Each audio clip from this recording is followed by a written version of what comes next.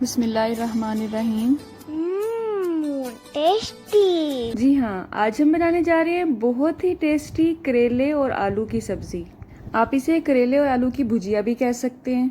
और करेलों को देखते ही ख़ास तौर पे बच्चों का मूड ख़राब हो जाता है, लेकिन अगर हम इसे इस अंदाज में बनाएंगे तो इंशाल्लाह बच्चे इसे बहुत शौक़ से खाएंगे। तो चलें मज़ीद अपना टाइम ज़ाया किए बगैर अपनी रेसिपी स्टार्ट करते हैं।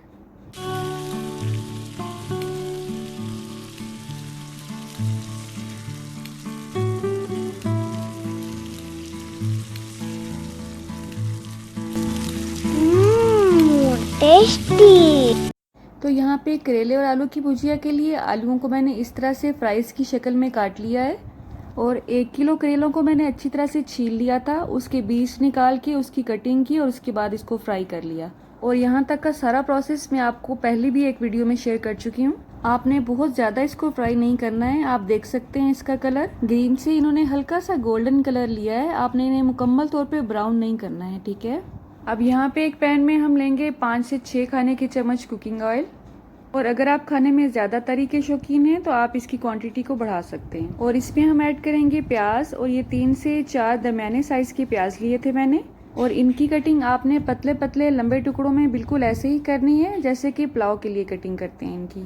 समटाइम हम करेलों को नमक लगा के रख देते हैं कटिंग के बाद, और उसके बाद उसका पानी निचोड़ के अच्छी तरह से उसको वॉश कर लेते हैं। वो तरीका भी बिल्कुल ठीक है करेलों की कड़वाहट खत्म करने के लिए। लेकिन अगर आपके घर में या आप खुद बीपी के पेशेंट हैं तो कभी भी करेलों को नमक लगा के इस तरह से मत छोड़ा करें, क्योंकि हम अपनी तसल्ली के लिए उनको धो तो लेते हैं लेकिन करेले अपने अंदर नमक जज़ब कर चुके होते हैं। इसलिए आपके पास दूसरा ऑप्शन ये है कि कटिंग के बाद उनको फ्रीज कर दें, और फ्रीज करने पर उनके अंदर जो बर्फ़ जमती है उससे भी इसकी जो कड़वाहट है वो बहुत हद तक ख़त्म हो जाती है। आप देख सकते हैं प्याज नरम हो चुके हैं, इनको ब्राउन नहीं करना है आपने, जस्ट नरम करना है।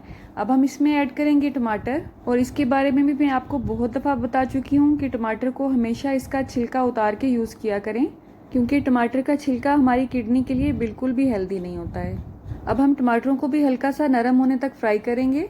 और इसमें जो मसाले हम डालेंगे उसमें शामिल है आधा चम्मच लहसुन का पाउडर, आधा चम्मच ही चीनी लेंगे। जी बिल्कुल आपने ठीक सुना, चीनी ही लेंगे। 1 चम्मच धनिया पाउडर, आधा चम्मच सफ़ेद ज़ीरा, आधा चम्मच हल्दी पाउडर, 1 चम्मच नमक ऐड करेंगे, 1 चम्मच सुरख मिर्च का पाउडर, आप ज़्यादा भी ले सकते हैं अगर आप ज़्यादा स्पाइसी पसंद करते हैं, और 1 चम्मच ही दरदरा कुटा हुआ खुश्क धनिया लेंगे। अब इन तमाम अज्जा को इसमें ऐड करने के बाद 1 से 2 मिनट तक मसालों की अच्छी तरह से भुनाई करेंगे। और इसके बाद इसमें आलू ऐड करेंगे, और आलूओं का जो एक्स्ट्रा पानी था वो मैंने निकाल दिया है। आलूओं को काटने के बाद हमेशा पानी में भिगो के रखें, इस तरह से ये काले नहीं होते हैं। अब आलूओं को गलाने के लिए इसमें मामूली सा पानी ऐड करेंगे, ये तकरीबन 1/4 कप है जो मैं इसमें ऐड कर रही हूँ।